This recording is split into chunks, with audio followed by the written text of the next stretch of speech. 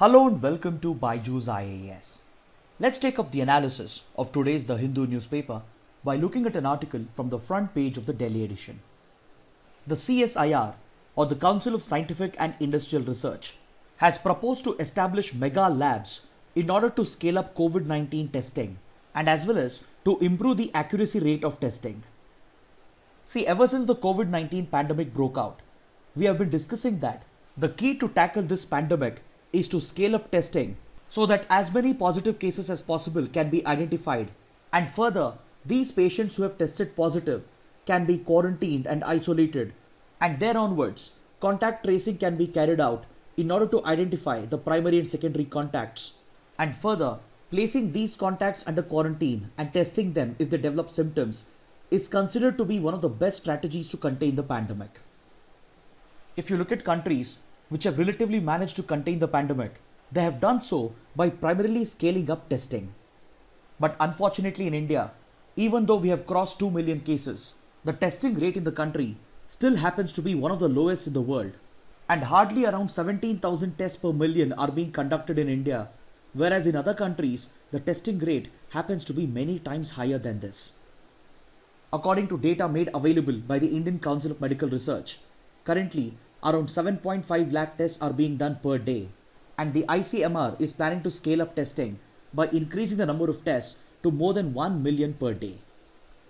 So in order to help the ICMR to meet this ambitious target and help the ICMR to scale up testing, the CSIR has announced the establishment of mega labs, which will make use of a unique machine known as the next generation sequencing machines that are usually used for sequencing human genomes.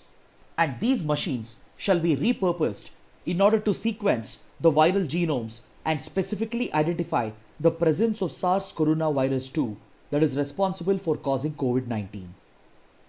The CSIR has tied up with a US-based company to import the next generation sequencing machines, and through genome sequencing, it plans to scale up testing and provide accurate results. See, under the current testing strategy, two types of tests are being used. One is the RT-PCR test and the other is the antigen test. The reverse transcription polymerase chain reaction test basically looks for specific sections of SARS-CoV-2 in order to identify the presence of the virus. While the RT-PCR tests are time consuming and the results take a few days to come, the antigen test detects the presence or absence of antigens produced by the viral pathogen which might have triggered our immune system to produce antibodies against it. The antigen test provides for rapid results as compared to the RT-PCR tests, but the problem is that both the tests are not very accurate. The RT-PCR test has an accuracy of just around 70 to 80%, whereas antigen tests have an accuracy of just 50%. So as a result, there is a very high possibility of both the tests returning false negatives, and as a result, a number of cases will go undetected, leading to a significant surge in the spread of the pandemic. So in order to improve the accuracy of the test and to provide for faster results and to scale up testing on a mass level, the CSIR is planning to deploy next generation sequencing machines, which can not only test on a large scale, but also provide for accurate results at a much faster time rate. The other advantage of next generation sequencing machines is that they also help in tracing the evolution history of the virus. They basically help in tracking the mutations that the virus is undergoing, and this information is crucial for vaccine development and for the development of treatment and drugs against COVID-19. Then as compared to RT-PCR tests, it is much easier to scale up the tests carried out by next generation sequencing machines, because RT-PCR testing is quite complicated as it requires primers, probes, etc. Whereas on the other hand, next generation sequencing machines only require chemical reagents, and hence the testing rate can be easily scaled up and it can provide for mass testing, which can help the ICMR to achieve its target of conducting more than 1 million tests per day.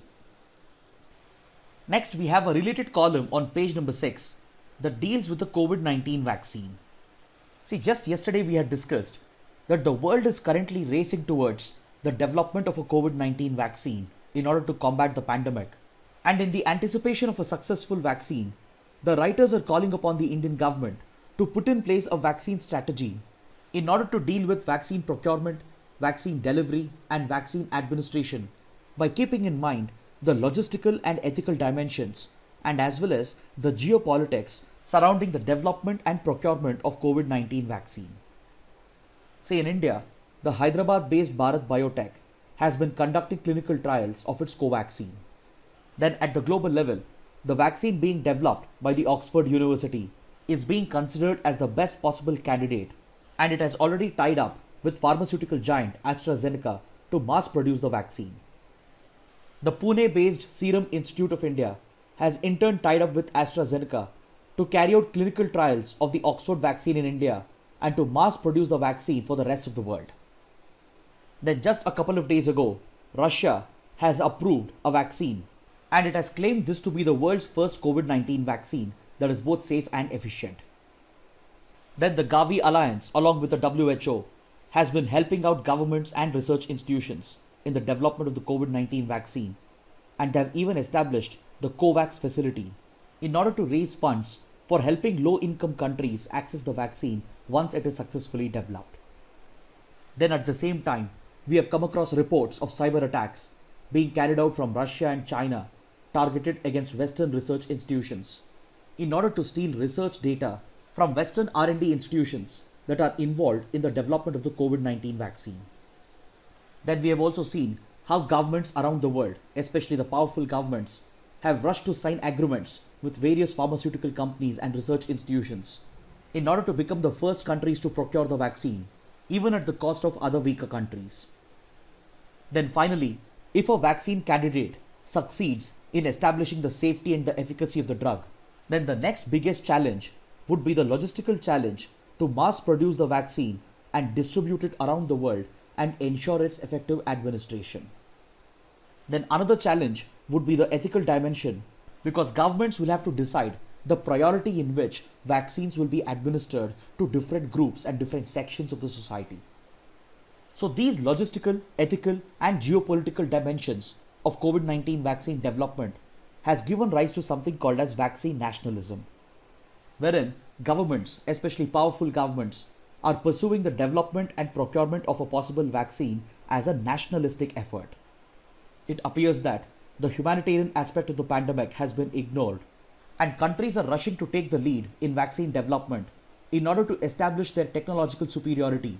And by trying to become the first country to launch a successful vaccine, they are trying to swing the balance of power, that is the geopolitical balance of power, in their favor.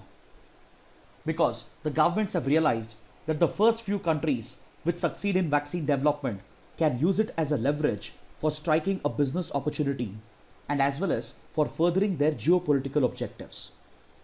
This race for vaccine development and the logistical, ethical, and geopolitical challenges raised by it reminds us of the popular statement made by Albert Einstein. Albert Einstein had referred to vaccine nationalism as the measles of the world. Einstein had observed that when the ethical dimensions of vaccine development and vaccine delivery are ignored, and when vaccine development efforts and procurement efforts are turned into a nationalistic effort with geopolitical dimensions, then we get to witness vaccine nationalism turning into a much bigger disease or a much bigger challenge than the actual disease that the vaccine is trying to tackle. That's why he referred to vaccine nationalism as the measles of the world. So in the anticipation of a possible vaccine being made available in the coming months, the writers are calling upon the Indian government to consider the various dimensions involved in vaccine procurement, vaccine development, vaccine delivery, and vaccine administration. And they are asking the Indian government to take note of the logistical, ethical, and geopolitical dimensions of vaccine development. They say that the challenge is not just about the development of a vaccine that is safe and effective against COVID-19, but it is also about how the vaccine shall be procured, delivered, and administered through a fair, effective, and equitable vaccination program. See, currently, India's biggest vaccine delivery platform is the Universal Immunization Program. But this platform may not be suited to deliver and administer the COVID-19 vaccine, because currently the Universal Immunization Program is focused only on young children and pregnant women, and even though it is administered by the central government, it is actually implemented by the state governments, thereby leading to coordination challenges as far as center-state relations are concerned.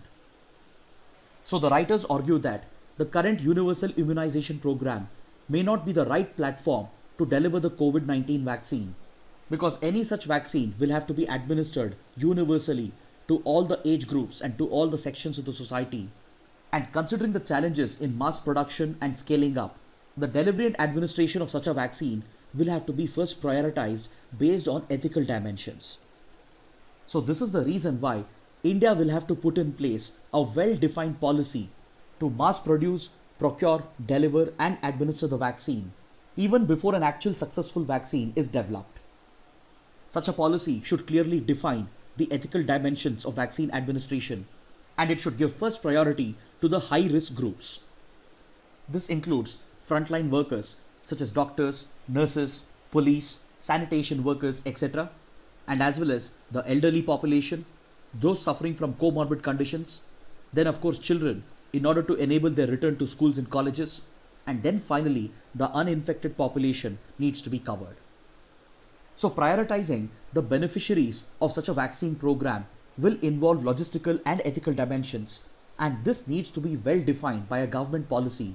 And even before a successful vaccine is brought out, the government will have to put in place an effective vaccine delivery platform that can factor in the logistical, ethical and geopolitical dimensions and put in place an innovative strategy to mass produce, to procure, to deliver and administer the vaccine.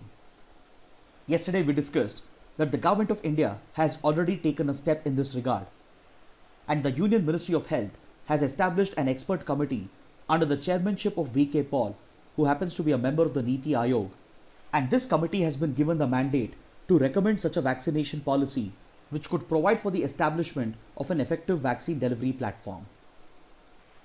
Now let's take up a couple of articles from page number 4 and 11 that deal with the ongoing Naga peace process. See, over the last few weeks, we have been closely tracking the developments related to the Naga peace process. Just a couple of days ago, we briefly discussed the background to the Naga conflict, and we had discussed how an insurgent outfit known as NSCN was established.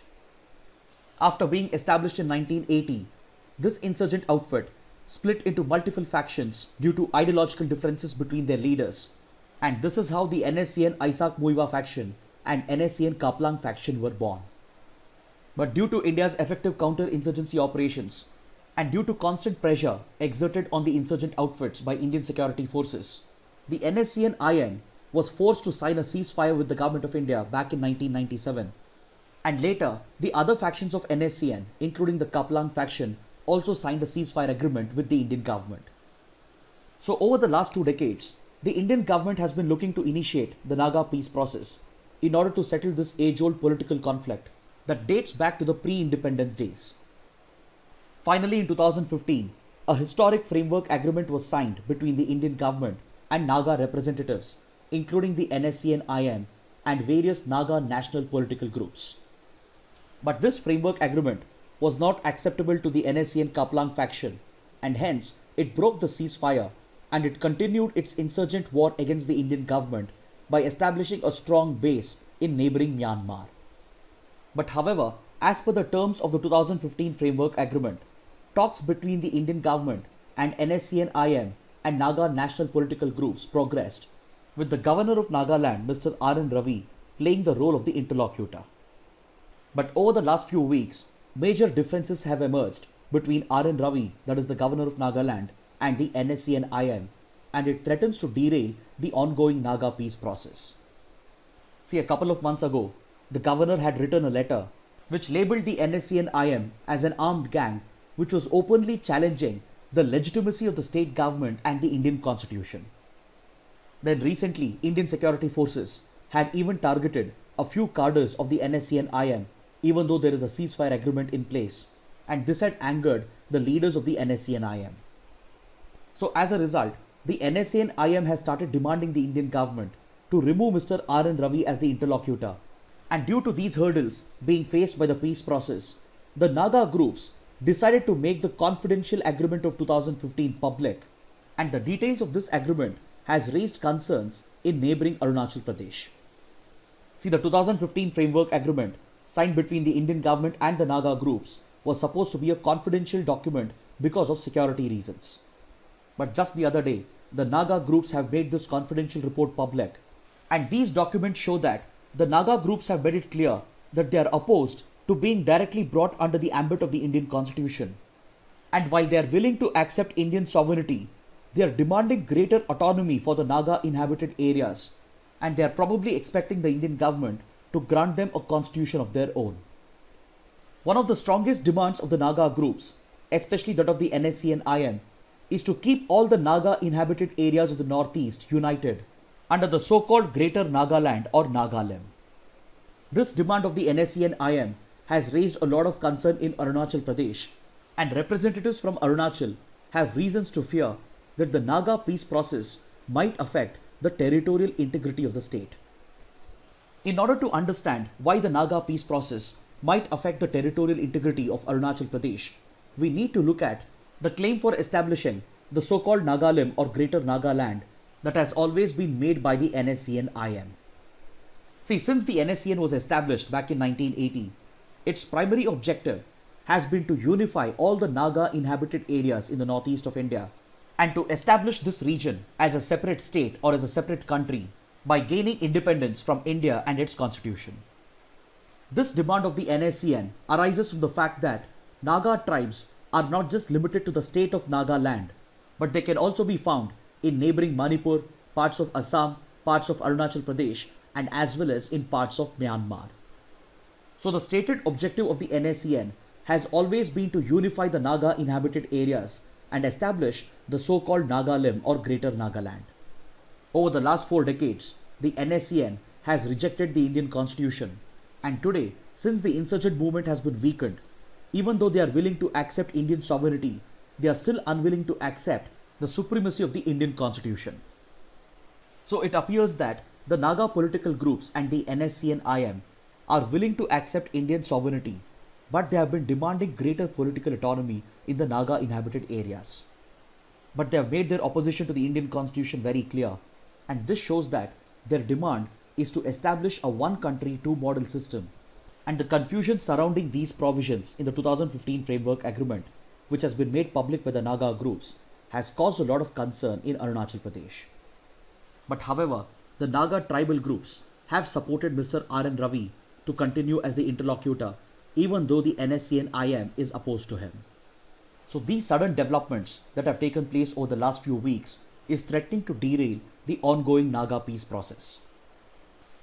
Now let's take up a column from page number 7 that deals with the status of tiger conservation in India. This column has been written by leading environmental activist and tiger expert K. Ullas Karant. See, India happens to be one of the most important habitats for the tiger because nearly 80% of the global tiger population is found in India. A few centuries ago, thousands of tigers used to roam the wild habitats in India, but due to excessive hunting and poaching during the medieval times, and especially under the colonial rule, the tiger population was drastically reduced. According to estimates, by 1970, India had just 2,000 tigers left in the wild, and this pushed the government to initiate Project Tiger in order to conserve the tiger in its wild habitat. See, Project Tiger, that is run by the National Tiger Conservation Authority, receives legal backing from the Wildlife Protection Act of 1972 and as well as from the Forest Conservation Act of 1980. See, between 1973 and 2005, Project Tiger was largely seen as a failure because the entire tiger population in the Sariska Tiger Reserve went extinct, and according to estimates, India's tiger population had fallen to as low as around 1,400 tigers in the wild. So instead of increasing the tiger population from around 2,000 in 1970, Project Tiger had led India on the downward path, and as a result, the tiger population had fallen to just around 1,400 tigers. This initial failure of Project Tiger is largely attributed to the several challenges faced by tiger conservation in India. During this period, there was a complete lack of political support, especially from the central government. There was no adequate funding from national and international institutions. Then at the state level and the local level, where the conservation measures are actually implemented and enforced, there was a lot of bureaucratic hurdles created by the forest bureaucracy and as well as by the state bureaucracy.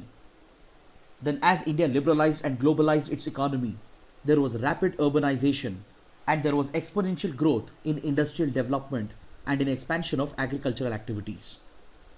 Then the writer says that the introduction of the Forest Rights Act that recognized the rights of the forest dwelling communities came as a bigger blow to the conservation of tigers in the wild, because increased human activities in the core areas reportedly had a direct impact on conservation efforts. Then apart from this, throughout this period, there was massive hunting of tigers by the local communities and by poachers, primarily for trafficking the wildlife products.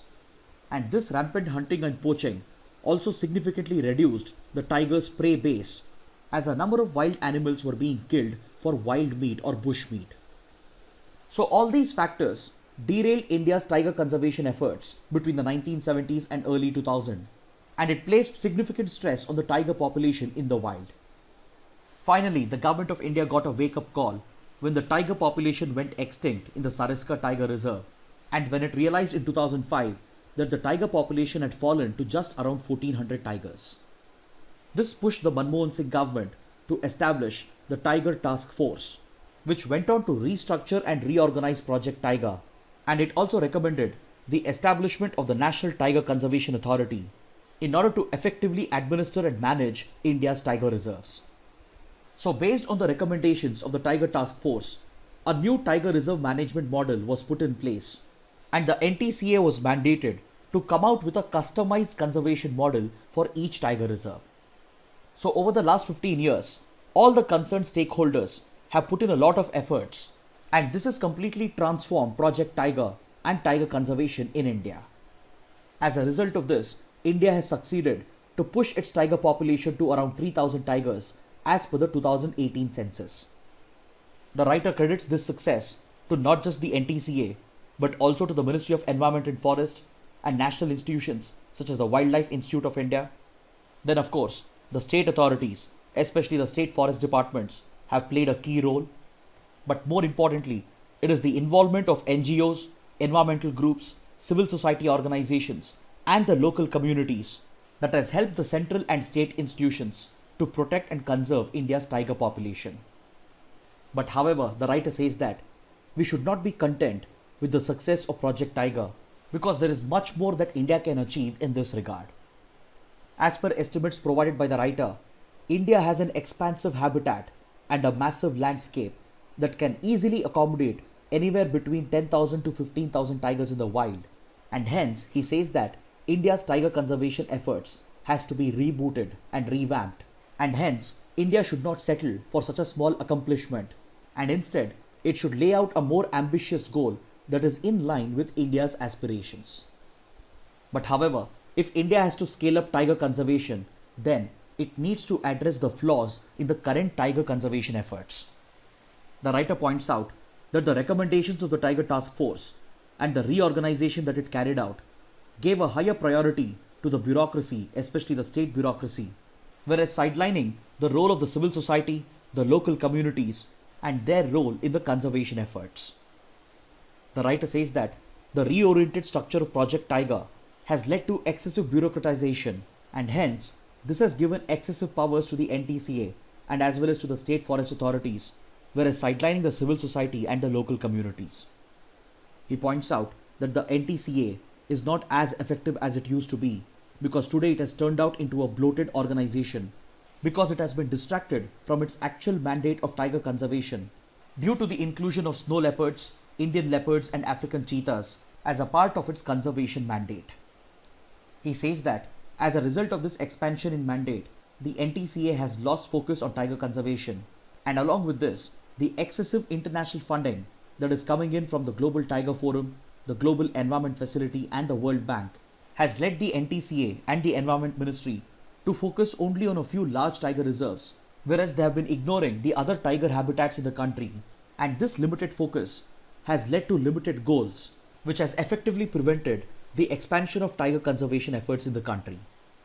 So he is calling upon the Indian government to lay down an ambitious target under Project Tiger and recognize the role of the civil society, the NGOs and the local community, so that India's tiger conservation efforts can be revived and rebooted in order to match India's aspirations.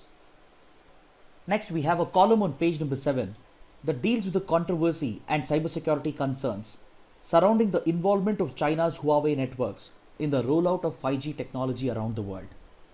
Over the last few weeks, we have discussed numerous times as to how 5G technology has turned into a geopolitical weapon between the United States and China. Strategic experts consider this to be a part of the emerging Cold War between the two superpowers, and the Western countries led by the US have been opposed to the involvement of China's Huawei networks in the rollout of 5G technology in Western countries. But we have covered this topic multiple times over the last few weeks, most recently on the 15th of July, wherein we had discussed Britain's strategy to keep out Huawei networks from its 5G networks. So I would request you to go back and watch this analysis once and go through the column. Next, we have another repeat article on page number 7. It deals with the independent nature of India's foreign policy and India's firm belief in a multipolar world. This is again a discussion we have had numerous times over the last few weeks, more recently on the 24th of July. Now let's take up the practice questions for today. Which of the following statements are correct? Abscisic acid or ABA is a plant hormone. It plays a key role in many plant developmental processes, including seed and bud dormancy, the control of organ size and the stomatal closure, etc. It is especially important for plants in its response to environmental stress factors, including drought, soil salinity, cold tolerance, freezing tolerance, heat stress, and heavy metal ion tolerance. Amongst the given statements, all the three are correct, so option D is the right answer. This question has been asked because according to this article from page number 5, scientists from the Indian Institute of Science Education and Research, that is located in Bhopal, have studied the role of abscisic acid or ABA, which is a type of a plant hormone that plays a key role in seed germination and in regulating plant growth. See, the ABA is seen as an inhibiting hormone that can restrict seed germination and regulate plant growth activity, especially when plants are facing environmental stress factors. Now let's take up the next question. Which of the following statements are correct? Belarus is a landlocked country in Western Europe. It was a part of the former Soviet Union. Amongst the given statements, the first statement is incorrect. Because see, Belarus is indeed a landlocked country, but it is located in Eastern Europe, not in Western Europe. Please look at this map. This is where Belarus is located. It is surrounded by Russia, Ukraine, Poland, Lithuania, and Latvia. It is essentially a landlocked country found in Eastern Europe, and before the disintegration of the Soviet Union, it was a part of the Soviet Republic. This editorial deals with the recent controversial elections that were held in Belarus and the massive protests that have broken out in the country. Now let's take up the next question. Which of the following statements are correct? The Light Combat Helicopter or LCH is an indigenously developed multi-role combat helicopter designed and manufactured by HAL. It is regarded as the lightest attack helicopter in the world. It is specially designed for high altitude mountain warfare. All the three statements are correct, so option D is the right answer. This question has been asked because according to this article on page number 9, the Indian Air Force has deployed 2 light combat helicopters in the Leh Ladakh region along its borders with China. Now let's take up the next practice question. Pake Tiger Reserve is located in which state? The correct answer is Arunachal Pradesh. Option D is the right answer. Let's take up the next question. Which of the following statements are correct? Arunachal Pradesh is a major habitat for the threatened hornbill. It has designated the vulnerable great hornbill as its state bird. Hornbills are primarily hunted for their casques or upper beak and feathers for usage in headgear. They are seen as cultural symbols of some ethnic communities in the northeast, specifically the Nishi of Arunachal Pradesh. All the 4 statements are correct. Option D is the right answer. This question has been asked because we have an article on page number 11 that refers to the impact of loss of forest cover in the Pake Tiger Reserve and how this is affecting the threatened species of hornbills. Now let's take up the next question. Which of the following statements are correct? The Advertising Standards Council of India is a self-regulatory voluntary organization of the advertising industry in India. It is a non-government body. It is committed to the cause of self-regulation in advertising to ensure the protection of the interest of consumers. All the 3 statements are correct. Option D is the right answer. This question has been asked because according to this article on page number 15, the Ministry of Consumer Affairs is planning to come out with a draft regulation in order to regulate misleading advertisements so that the interests of the consumer can be protected, and these regulations shall be developed in consultation with the Advertising Standards Council of India. Now let's take up a practice question from the 2015 prelims paper. What is Rio Plus 20 conference often mentioned in the news? It is the United Nations Conference on Sustainable Development. Option A is the right answer. Finally, let's take up a couple of mains practice questions. The first question, as the world is racing towards developing a vaccine for COVID-19, India has to start putting in place an innovative strategy for vaccine procurement, delivery and administration by considering the logistical and ethical dimensions. Evaluate. The second question, tiger conservation needs a reboot to match the scale of India's aspirations in other domains. Comment. Kindly write an answer to these questions and post your answers in the comment section below. So this concludes the discussion for today. Thanks for watching.